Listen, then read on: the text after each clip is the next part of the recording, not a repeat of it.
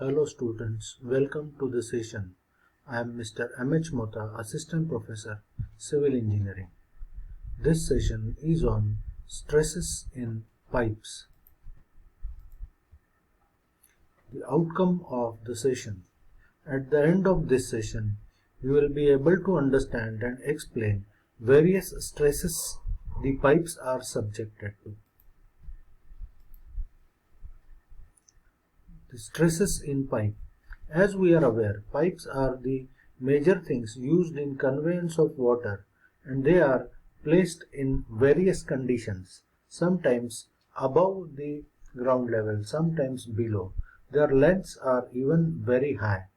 On other hand, they even are subjected to different conditions of water flow, and they need to operate with the help of different valves. So all these things are resulting in formation of various stresses in pipe.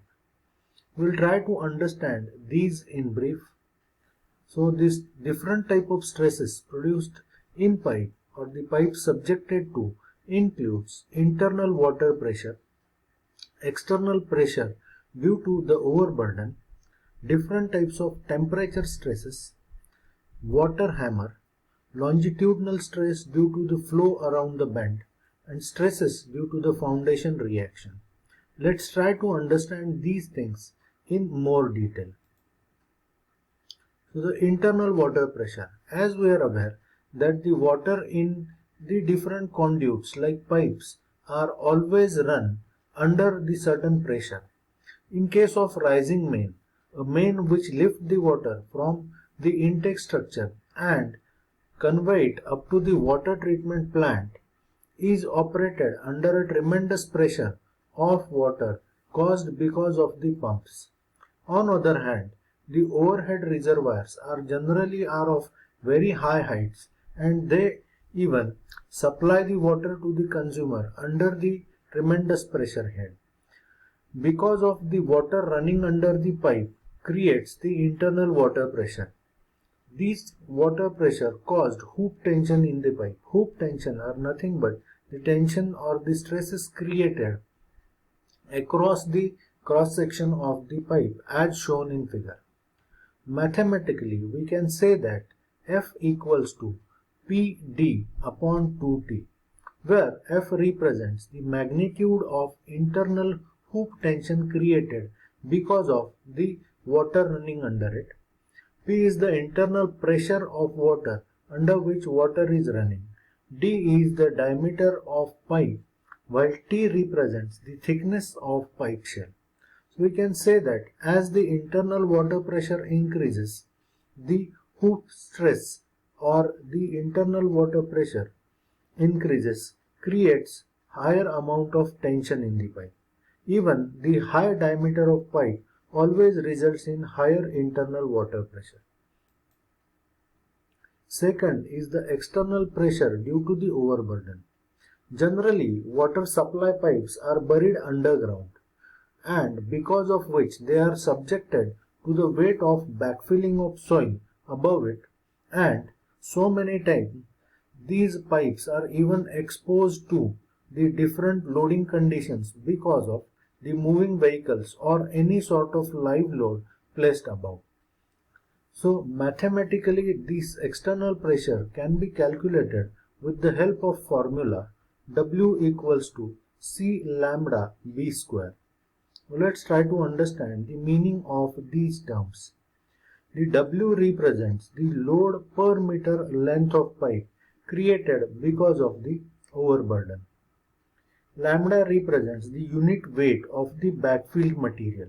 This backfilled material is nothing but the soil around it, the soil placed above it to fill this trench and to avoid the direct exposure of pipe to the atmosphere.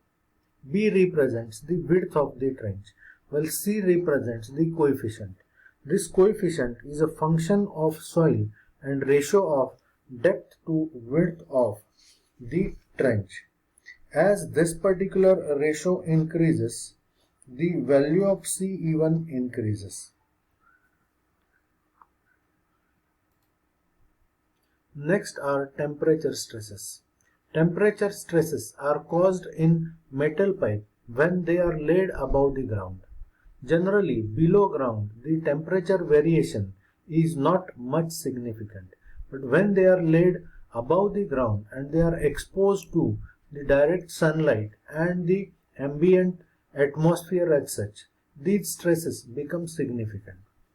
Such kind of stresses are generally developed because of the variation in temperature, which causes the change in the length of pipe, because it is quite natural that as the temperature increases, most of the times the materials expands, and when the end conditions of pipes are such that they are restricted due to the fixity or any other reason, the temperature stresses are developed. Mathematically, such stresses can be calculated with the help of formula Ft equals to Ep alpha delta T. Ft represents the temperature stress. Ep is a modulus of elasticity, while alpha represents the coefficient of thermal expansion. Delta T represents the change in the temperature. As the temperature variation is higher, such kind of stresses are higher. The value of coefficient of expansion for various materials are in a range of 11.9 into 10 raised to minus 6 for steel, 8.5 into 10 raised to minus 6 for CI pipes, which are most of the times used as in rising main or the distribution pipes, and 10 into 10 raised to minus 6 for concrete pipes.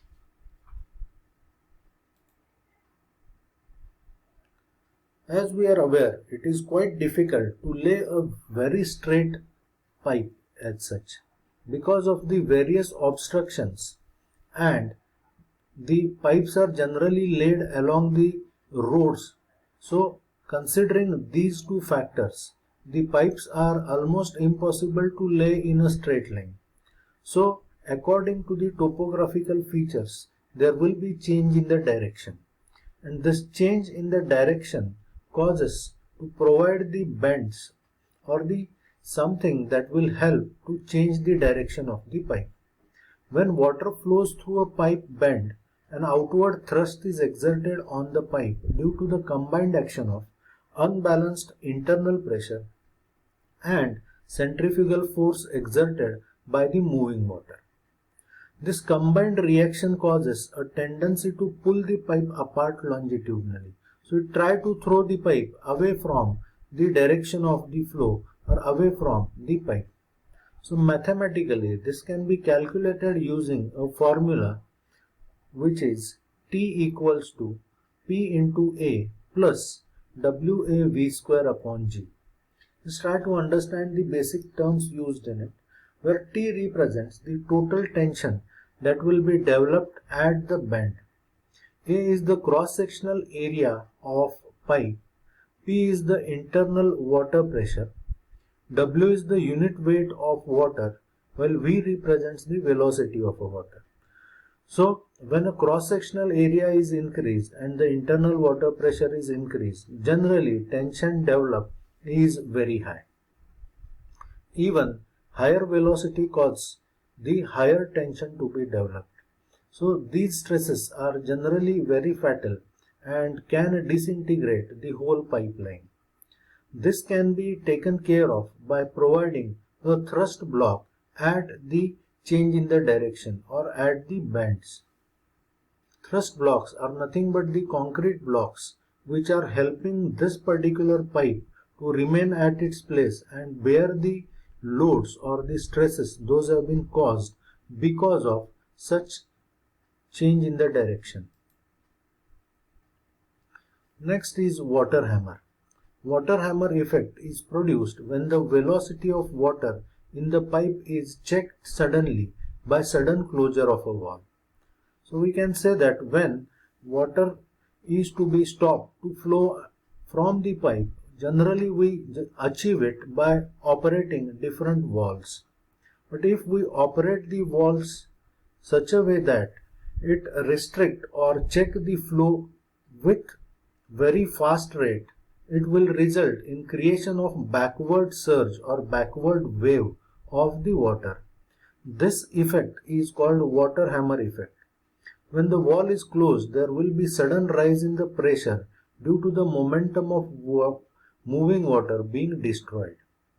The rise in the pressure in some cases may be so large that the pipe may even burst or fail at various points. The weakest point in the pipe or any distribution network are the joints, and water hammer generally, if they are quite large in the capacity, can disintegrate these joints or even sometimes break the walls of the pipes as such. Mathematically, we can calculate it like pH max equals to W upon G multiplied by UP multiplied by V naught. W is the unit weight of water. G is the gravitational acceleration pull. UP represents the velocity of pressure wave generated, while V naught is the normal velocity of flow in pipe before sudden closure. So, this can be used to calculate the water hammer. So, that's it for this session. Let's meet in the next session to learn such interesting things. Thank you. Thank you for having me and your patient learning.